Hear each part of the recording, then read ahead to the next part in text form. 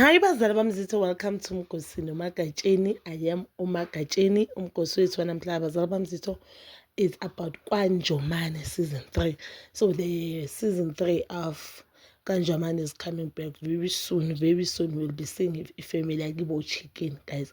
And we know what that family is one of the few families, or I think it's Yibo Naman who they give us content, they give us reality TV lifestyle, they give us what we want. You could see even though the show is scripted, they're just acting, but that means they are good actors. Even because if umuntu actor is doing something angayenzi ingasubuyena, but you could see, man, how you feel lento le, but bona you can see ukuthi everything abayenzayo inayo lento le ukuthi engathi bayayifila ne.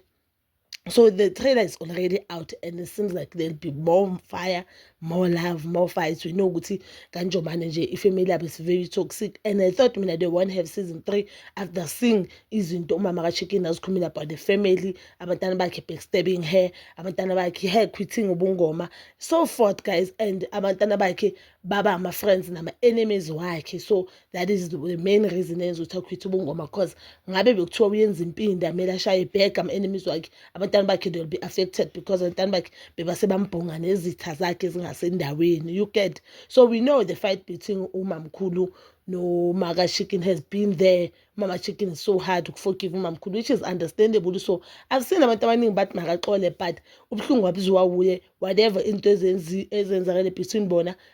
The painful part ukuthi umamkhulu has never asked for forgiveness. So never understand. I still do understand. The only problem ngaye mina Kim ukuthi I do not see the need of her talking about indaba zabo on socials. Afuna ukuthola ama gift wa ku TikTok. Phela uhlala yenza ama live makhuluma lezi zinto, afuna ukuthola ama gift nokuthi abe nama viewers amaningi just because ukhuluma ngefamily yakhe, because internet they never forget, guys. When uzomxolela umuntu akhini and move on, but thina internet asikhohlwa and sizohlala sikubhekile, get. So guys, on the trailer kuveza isigaxa esikhulu.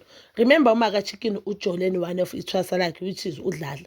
uDladla makafika lapha endlini buka ingane kaMaga Chicken ngendlela ukuthi uze ngentwaso, uMama Chicken igobela wakhe, and but according to into lezo kuthwasisa, we are not allowed ukuthi uthwase nethwasa la, uthandane nethwasa lakho, because ithwasa lakho liyafana nengane yakho. Ifana ukuthi ulale nomuntu endumbeni okesigodlweni, you are not allowed, because uphuphisa whatever elapha. Idlozi ayifuni into enokungcola phakathi yabo, ukuthi idlozi into esikuni kanjani.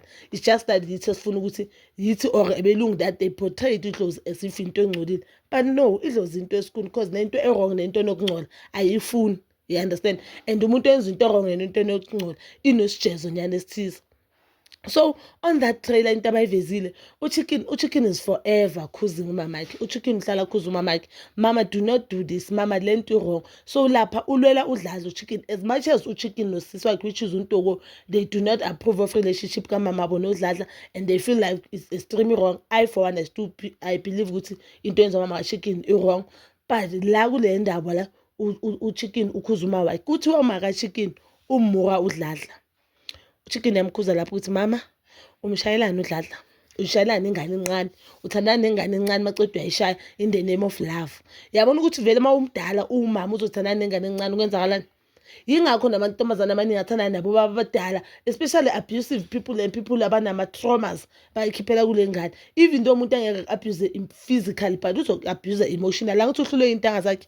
Remember uMaga Chicken has been through a lot, especially relationship wise. She has been through a lot. If ungamamela i-story sakhe on the podcast, you'll hear ukuthi this girl has been through a lot, and mina uNkulunkulu makambusisa, I felt like uNkulunkulu ayiphendula imithandazo yabanye abantu. But obviously now, because she has been through a lot and she has never attended therapy, now umuntu azojola naye vele uzothwala ijoko lalabo abanye bamhlukumeza before, uzothwala ijoko lokukhula uma wakhe amshaya, uzothwala ijoko lokukhula baba wakhe amshaya, uzothwala ijoko lokuthi babanToko wamlahla a very young age, uzothwala ijoko laba abaChicken washona amncane, ngibe Chicken baphika ingane leso siphithiphithi leso, uzothwala ijoko lalo mntana omncane. You understand ukuthi lo muntu lo obvious ufika kumuntu ofuna uthando, but yena inhliziyo yakhe seyimavithivithi and she has trust issues. So guys, I'm looking forward for this season. I know ukuthi they'll give us content, I know they'll give us into esilangazelela ukuyibukela, and they'll always, that family always give us something to talk about. I'm looking forward forward to the content abo. And I pray ukuthi after whatever that we'll see, because they have a lot of drama, I pray ukuthi they should get some sort of help, because this is not healthy. It is not healthy for them. It's not healthy for ama-partners wabo, and more especially it's not healthy even for ingane zabo esisazovela nesisakhula ngaphansi kwalesa simo. Now they have money, they have the platform. I think they do need ukuthi bathole usizo. That is all for now. Bazali bami, please don't forget to like, subscribe, share and hit that notification button. Nginethanda ukuya nokubuya.